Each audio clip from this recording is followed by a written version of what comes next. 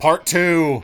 Oh my god, we're here. It's the last, it's the end. Yay. Until Ice Queendom. But for like this series, it's the end. We're in the end game now. It's the last Starfighter. And also, first thing I want to say, that sign outside where it said grand reopening or something. My idea since the very beginning was to have that sign be hung up upside down to like reflect the fact that the man is blind, but that is one of the few edits in my many years of video editing where I just gave up because it was impossible. Yeah, it was also a panning shot, so yeah, makes it a bit difficult. Yeah. Mm-hmm. Yeah. It'd be a little troubling. Yeah. Entertaining that you made the episode start in that store again, kind of coming full circle. Yeah. There's so many subtle details in this episode that I love that I'm definitely going to talk about. For everyone that knows the 90s, there's a number of cartoon characters inspired to Sun Wukong. Oh my god. Because I know you have a 90s kid voice. Yeah, I do. I got very much a Sonic vibe from it. Yeah. Characters like Sonic the Hedgehog, like the entire main cast of Huey, Dewey, and Louie from Quack Pack, if anyone knows that one. I really like these. Brandon, it's your art! Oh god, this is like 2020 me. This is before I like got into big drawing. You've gotten a lot better at. I'll say this. Yeah. You did good for the 2D stuff, but you have gotten Thank you. leagues better. Yeah, it's funny when you go and look at like them flipping the bird. Their figures are so sausagey, and like the White Fang forearm is so tiny, and they like don't have arm bones. It's funny. I mean, it works for like this. It does. I like guess, yeah. drawn out cinematic, and also like just how ridiculous RWBY Abridged is. So it works. Yes. I'm also glad that like the noise effect in the background that I added in After Effects could like also kind of be like a fog to mask something, so I could be like, okay, good. At least it's not like. At least I'm able to hide some of the flaws, you know. But yeah, if you haven't seen Brandon's recent art, please go check out his Twitter. I'll put it in the description. It's fantastic. Recent fucking animation, dude. Like, oh goodness. Oh goodness. Also, we passed over because we were talking, but I got Thornbrain in my series. Oh, I got Thornbrain. So the Midnight Frogs and Straw Hat No they're the same people, but they're just different channels. They are my #1 favorite YouTube team or group of all time, and I can't believe I got Thornbrain, the head of the goddamn group, to voice in my series for me, because I love Sergeant Frog Abridged. I've loved it for ages. It's always been my favorite Abridged series and where I take most of my inspiration. So to get her was, like, I say, like, oh my god, I can't believe I got her, but then, like, I got her the same way I get all my actors, where I was just like, hey, you want to be in this thing? And she was like, sure. Why not? Sounds about right. Yeah, that's kind of how it works out sometimes. they did really good. Yeah, she did amazing. As Adam, or Cowboy. Cowboy is cowboy, and cowboys rob trains. Cowboys. I do love the consistency of Faunus in your series, that they speak in first person. Third person, I mean. Yes. Yeah. Yes, I love that, because, like, Blake even says in her flashback that, like, since they're animals, they reject the concept of names, because that's a human thing. So, like, they just call themselves what they are.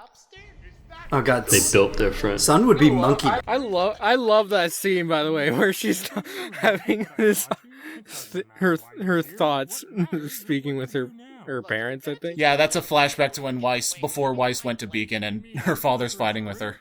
Yeah, I fucking love that scene. And Doc did so good here. God damn. Doc always does amazing, and I'm so glad I got Port back. I'm just like, there's only one character that can Because, like, Weiss doesn't do much in the original finale. I had to give her some kind of, like, finish her arc with Blake. And, like, there was only one person who could, like, you know, really talk some sense into her. Yeah. It's the king. It's the boy. It's the king. It's the mustache man. Giga Chad port. Here comes the boy. Here comes the boy. Natty daddy. I love this part. This joke of him retiring to become a singer, that's foreshadowing for the credits. Yeah, seriously. Fuck this! Fuck that frame! That took me weeks! Anyway. Yeah, fucking getting characters out of a scene that they're supposed to be in is fucking hard as shit. Especially with RWBY with its very detailed backgrounds. Yeah. Yeah, nah. Volume 1 and Volume 2 backgrounds really... They just go hard. They keep going harder. They do not yield. Even though the first volume of RWBY is not greatly animated as opposed to the other volumes, obviously, they do still go hard with the animation in detail. Yeah, nah, like look at those freaking shops in the background. They went hard.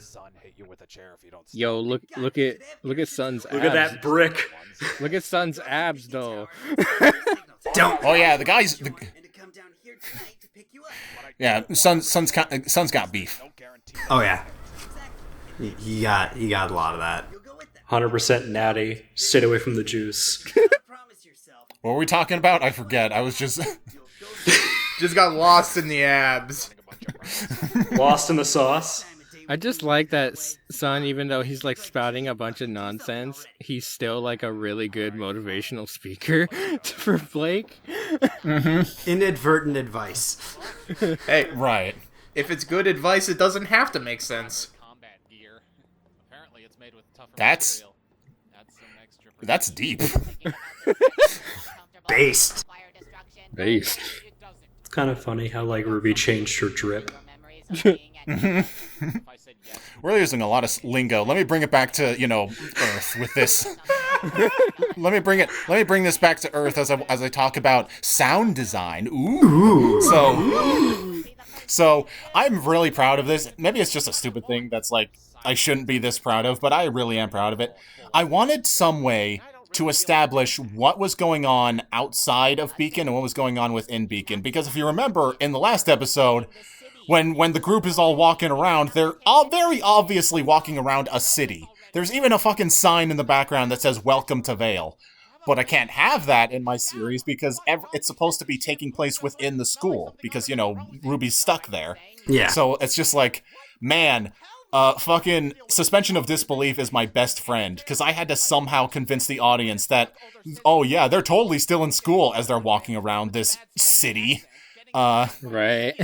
But the way I did it here in episode 10, I decided to use, since I can't use visuals to distinguish what goes on in the school and the city, I decided to use sound. So like, whenever what's going on in the school, I'll either use no sound for the background, except like maybe some light wind, or I'll have just like random students talking in the background. But whenever they're in the city, I make sure to add like car sound effects, like mostly cars, because like the transition from that last scene to this scene was a car driving by to help establish that yes, this is taking place outside of the school because there are cars. So like I was really proud of that.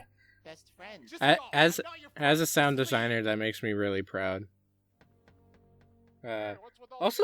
Also, if I remember correctly, wasn't this scene like wasn't it like a different time of day, and you had to edit it to like daytime? Mm-hmm. I had to do that with a lot of scenes, and here we are. Oh no, Brandon! Oh gosh. It's your art. Oh gosh, it's my art. Oh gosh, it's the old Yang model that I rigged that has really funky hair rigs. Oh, it's so funny. I thought it was pretty cool. It's also where we see the drugs go away. It's sad. Yeah, sad. Imaginary friendship. Again, every scene, I swear, I could talk for 10 minutes about every single scene in this finale. But, okay, so right here, first of all, This is my Oscar moment for this episode, because I really tried to act my ass off with Yang right here. So, yes, this is... Who would have thought, genuinely, who would have thought when watching this abridged series that Chibi Ruby, this one-off joke in episode 2 of Yang having an imaginary friend of Tiny Ruby would end up being, like, essential to her character arc? That's just how talented you are at fucking writing in shit like that. I mean, it did show up earlier in the episode, and it definitely harkens to an earlier iteration. When Tiny Chibi Ruby is gone, it kind of shows that there's, progress moving forward.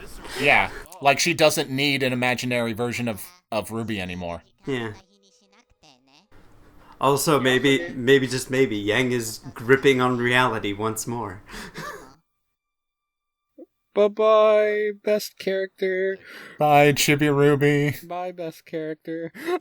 I'm sorry, Brandon. Brandon, shut the fuck up. Your art is great. It is. I was proud of the phone thing, because I've never done that before. I never had anyone, like, typing in a freaking phone before. That was pretty fun. It looks really cool. Yeah, it was fun. By the way, these are the Grim Eclipse models. That's why they look all fucky. Oh no, I just that Yang rig was like the Yang rig's like 6 years old, so I was just using an old rig that I set up, and it was very, very rough, as you can see in like the hair. The Ruby model, though, I did. You did tell me to like model the Ruby thing for this. That's right. Yeah, so that one you could totally. So it uses like the new head that I modeled instead of the old head, which is when I never used Maya before. So it just looks super funky. So yeah, like you could definitely see like there's two different heads, so like you can kind of tell the difference in quality, I assume. Yeah, yours is better. That's the difference. But like, yeah, that Ruby model, I had you make that because the Grim Eclipse, they don't have the Volume 2 outfits for whatever reason. I still don't get that. So yeah, I had to make that, and like, fucking... You couldn't hear that over Discord, but I applauded. Oh, thanks. Yeah, like I had been doing like commissions with for characters in like that kind of style, so I already had like a base body that was kind of similar in vein to what they were using to the show, because at least like from an eyeball, so like I could pretty quickly like make that character. Also, the Grim Eclipse model provided like the boots and the cape, so and the hair, which definitely saved some time. Like shit, man. They're not here for me. They're here for On the note of this scene, you surprisingly wrapped up Torchwick really, really well, in my opinion. Like, Torchwick's character. Yeah. I was surprised by that twist. Thank you. Okay, well, before I talk about that, I just wanna... That's exactly what Dear Man's dad did to his mom. Was the rape joke too far? I've thought about it because I really wanted that henchman to say something where even Roman, the villain, like the guy who like does all the criminal who does all these crimes, is just like, even he would step back to be like, oh god, I don't know how to respond to this. But like, I don't like. Was the rape joke too far? I mean, it's dark humor, and also that kind of humor has been written into things like, Goblin Slayer. So, I'm not a fan of that kind of humor, but it definitely iterates that this is just dark humor. This is as dark as it goes. And also it like gave a good thing that like, oh, Torchwick was even like, oh, I need to move on from this conversation. Yeah, the joke was, oh my god, that's so horrible. I would rather have a knife to my neck than continue this conversation. Like, that was the joke. Yeah. Yeah, and it worked out. Plus, it was like one and done. It's not like it was overarching. I really liked this scene, by the way. Like, yeah, let's talk about this. Let's talk about the narrator. Let's talk about the narrator coming back in, like... Return of the King. Like... This is so weird. My series is so weird. Like they're like, what the fuck? Yeah, Blake's like, what the fuck is happening? But yeah, I do like back what you said earlier, Nomad, about like Roman, like look, I'm not often like Super Junior, like, oh, I did a great job, I'm so amazing, but I am really proud of this, that I was, even with everything I had to wrap up with this finale, all the different characters and all the different story threads that I had to wrap up, I still took the time to like give Roman some development. Yeah. I really like this sun fight, by the way. Oh yeah, gunchucks are amazing.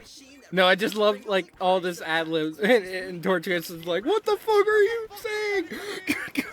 Swiggity Swooty, I'm coming for your rock collection is such. People thought that was talking. I think Nomad thought he was referring to dust, but I'm just like, no, it's just nonsense. Yeah, in my brain was like, dust? No, he's got a funny rock. Obscure headcanon. Roman Torchwick shoots Sun, and Sun doesn't die. He gets isekai'd to Ice Queendom. Oh no! God damn it! Now I have to put that in the abridged. That's just my headcanon. Don't listen to it. Also, isn't this only the third time that like you play the opening in the entire series? Yeah, I figured it was appropriate for like the final episode to give This'll Be the Day sometime. This'll Be the Day is actually my favorite opening. We are already at the end. Christ. Okay, so It's leading up to the best scene though. exactly, and there's a lot of stuff I want to say about it. Okay, I'm gonna try and talk really fast, as if I haven't been doing enough of that yet. Okay. Bullet points. Go. Okay. I did not, in the original, the season finale of Volume 1, RWBY doesn't do anything, Blake doesn't do anything, Penny just walks in and whoops everybody's ass, and Roman leaves. I was not going to end the series like that. That would be such a lame way to end it. So I'm just like, I need something else. And the Paladin fight from Volume 2 was perfect, because it had all the members of Team RWBY fighting at once, which is a good way to end the series. And also, it took place at night. And I know in the original, Roman is inside the Paladin, but I decided not to go with that because I couldn't think of a way to get Roman away from the docks into a robot and then fight RWBY without it being super contrived. Yeah. So You really fit it all together like really well. and I like how they're all wearing the outfits that Y-spot them to like symbolize their bond. Yeah. It's nice. As for the Elmo, dear God. I love it. I love this. I just want to say I love the idea that it's just these four guys. This is the best fucking part, dude. How the fuck did you come up with Elmo drives your car for the fucking battle music? I knew that I wanted to have music, Penny playing music for the final battle. There were a few ideas I had early on in the series, but when I thought of the idea of how, like, Penny is RWBY's robot from when she was a child, so she has all this, she keeps tabs on everything RWBY liked as a baby. So I had I don't know, it just got to the point where, like, I'm gonna make the ending song, because, this song slaps, honestly. The Elmo You Can Drive My Car is a fucking bop. Fucking bang. Dude, this part though, with the song integration, is super fucking Oh my god, good. This scene right here. Moment of silence. I love you.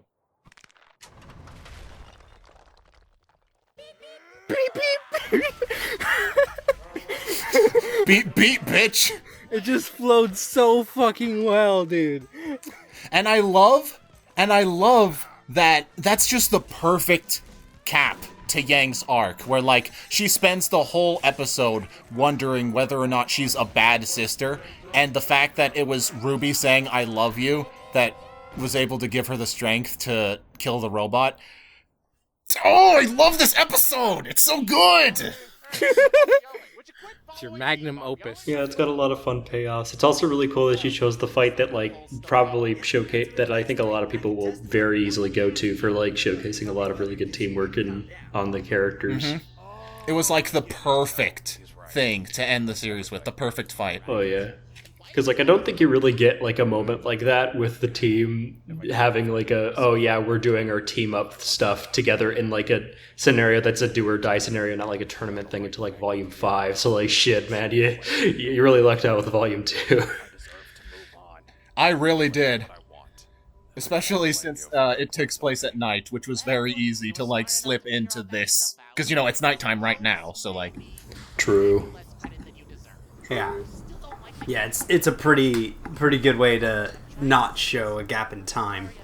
Yeah, because like, if the Paladin fight had taken place during the day, I couldn't have used it, because it's just like, alright, you want to, alright, we'll fight you, Roman, hold on, I'm gonna go to bed. Let me just get my 8 hours. We fight at dawn. Excuse me, DM, can I have a long rest? You may. At dawn, we plan. High noon.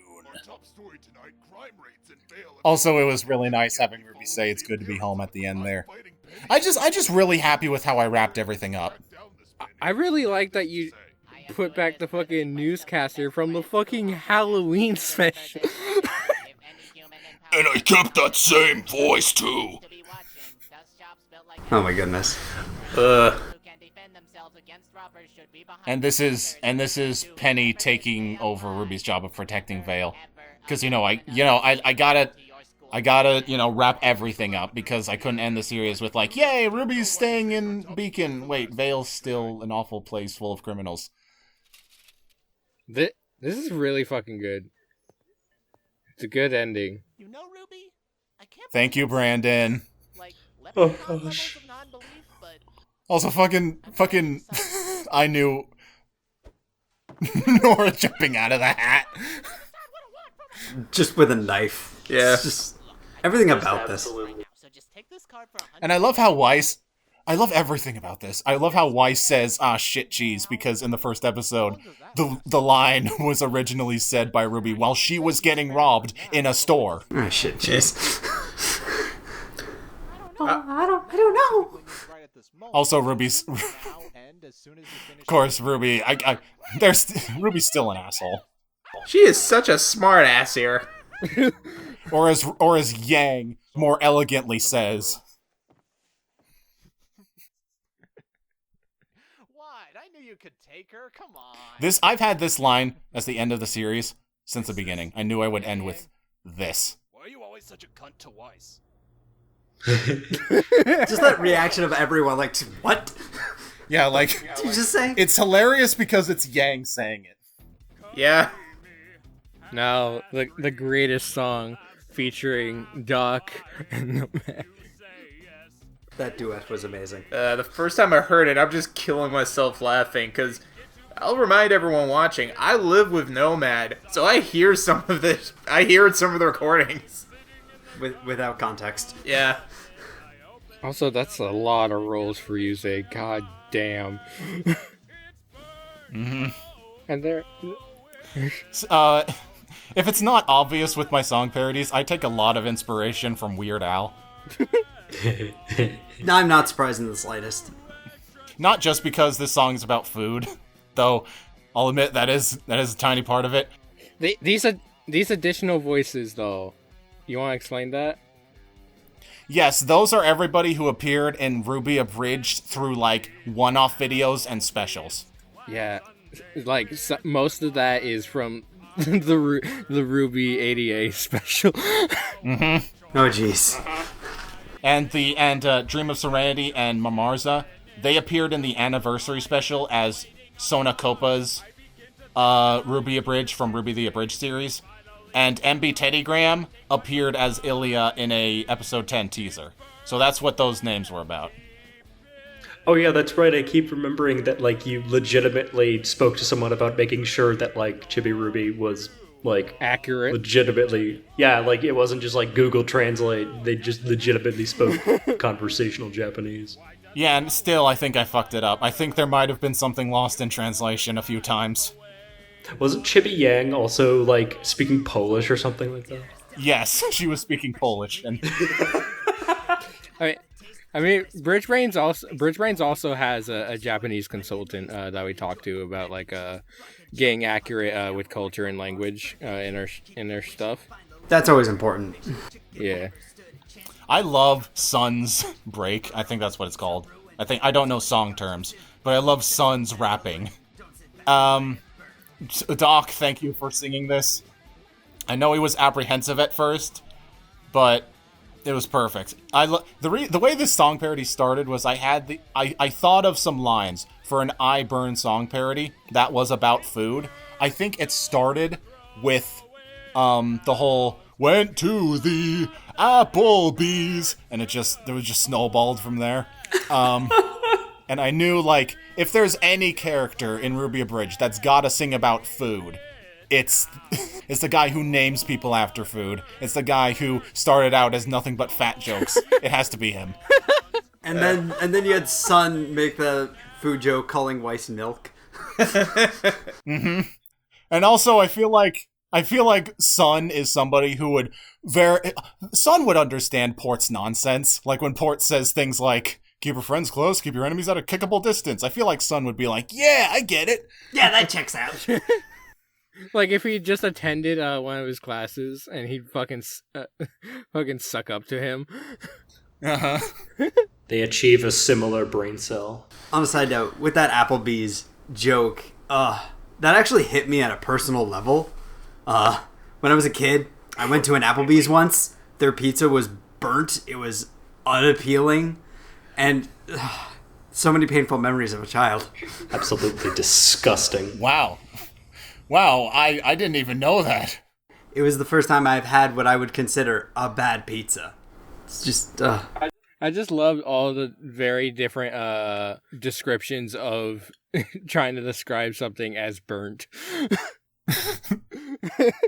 Find a lake, return the fish was somebody's favorite. I forget who, but somebody said that was their favorite line. Sun's rap is so good. Sun is so good. Sun might have been the most fun to write in this whole finale.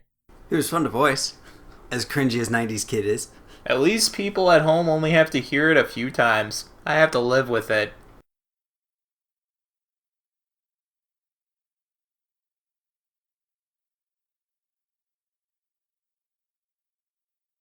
Side note, I would be glad to do another singing duet, or singing/rap duet, again. With Dog. That'd be a lot of fun, I imagine.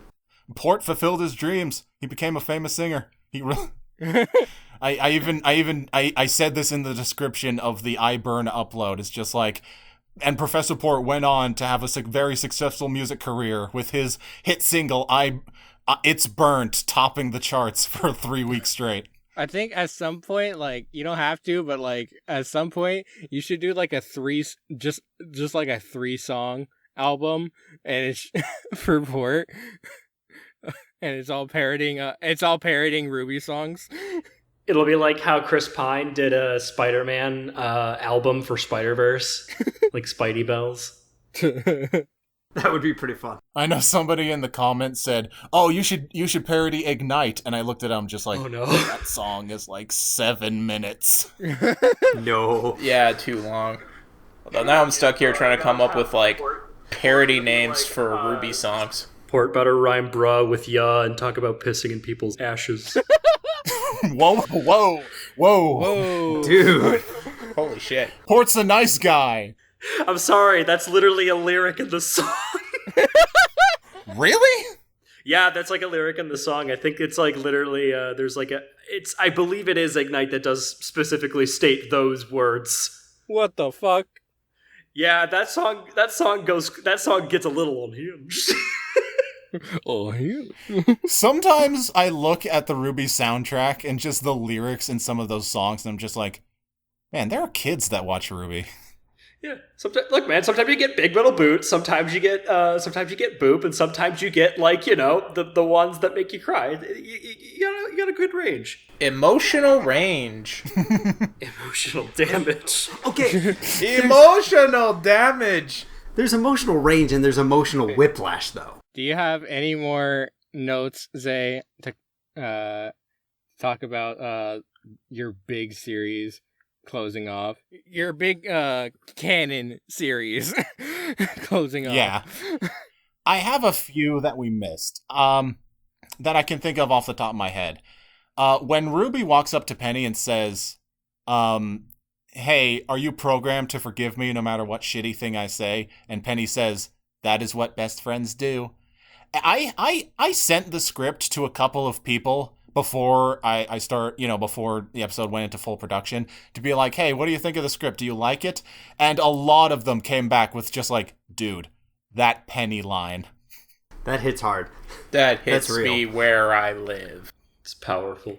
Everyone was talking about that Penny line, and I was very happy about that. I am very proud of this episode. Hell yeah. Like, really proud of it. I think this is some of my best work. Pop off, King. Like I said, magnum opus of RWBY. Mm-hmm. If it's not Nun Punch Man, it's this. I really liked Nun Punch Man. Yeah, that was actually really good. But what I have another note. Since this is closing off the actual like main RWBY Abridged series that you're doing, shout out to Monty Ohm, rest in peace, man. Mm-hmm. Like, people can talk shit about RWBY all they want for good reason sometimes. But that's all really Rooster Teeth's side. Monty had a great vision, and he's an amazing animator. He was an amazing animator. Yeah. Yeah. I remember watching him from Dead Fantasy. Oh, that was a fun series. He was a fantastic animator and a fantastic guy that was sadly gone too soon. Yeah. Oh, absolutely. Like, if it wasn't for him, we wouldn't have this series. Oh, yeah. True. But yeah, I just wanted to give that last little somber note. No, totally. That's really good. I mean, like, every commentary we've done so far, like every single one, on the last video, I end with some really big speech about, like, the state of my channel, how grateful I am, what my plans are. But, like, I think after 7 years of RWBY Abridged, 7! I've been doing this shit for 7 years. I think in all that time, I think I've basically said all I needed to say. I mean, I thank you all for sticking with me for this long. I'm so glad, like, I was able to see this series through to the end. I think it ended with on a really strong note. Maybe there's a small, tiny chance that RWBY Abridged proper will someday come back, because I do have still have so many ideas left over that I never got to do, and I'd love to do them, but it's just, I don't want to voice all these characters. It sucks. Just do what I do. Make these projects and never cast myself. I don't know if you've noticed that I've literally all the Bridge Range projects that I've been a part of, writing and casting wise, I've never casted myself. Or just make a little clip show. A little quirky little clip show. You can have the Seinfeld keyboard jingle play between every scene. But, that's basically it. Thank you all for, again, I keep saying it because it's weird to say, 7 years of my channel. That means I've known you for six years. Christ, dude. I mean, this Abridged series, like I said, I've already said everything. I said this in the last commentaries, like at some point, either the first years or the second years or the third, one of them. But because of RWBY Abridged, I've made friends for the first time in my life. I was a very awkward kid. I am an introvert. I never had friends in school. The most I had was like, I'd talk to somebody like for 2 weeks and then we wouldn't talk anymore, or I'd invite them to my house once and then never again. RWBY Abridged has given me friends that I feel are going to last a lifetime, and I can't thank them and thank RWBY, the show, or this Abridged series I've made, or any of this enough, because this series, more than anything else I've ever done, has changed my life the most. I would not be where I am without RWBY Abridged. I would not be as creative or motivated as I am without RWBY Abridged. I would I don't know what my life would be like, but I assure you it would not be as cool as it is now. And I just, like, thank you all for being with me. And I hope, even if RWBY Abridged is over, I hope you'll stick around for whatever weird shit I'm gonna do next. Ice Queendom! Ice Queendom! Let's go! On to the next. But we love you, Zay. We'll always love you. Thanks. I love you guys too. You are all so fucking talented. I am honored to like call you guys my friends. Aww. Hell yeah, bestie. Yeah, bestie. Cheers.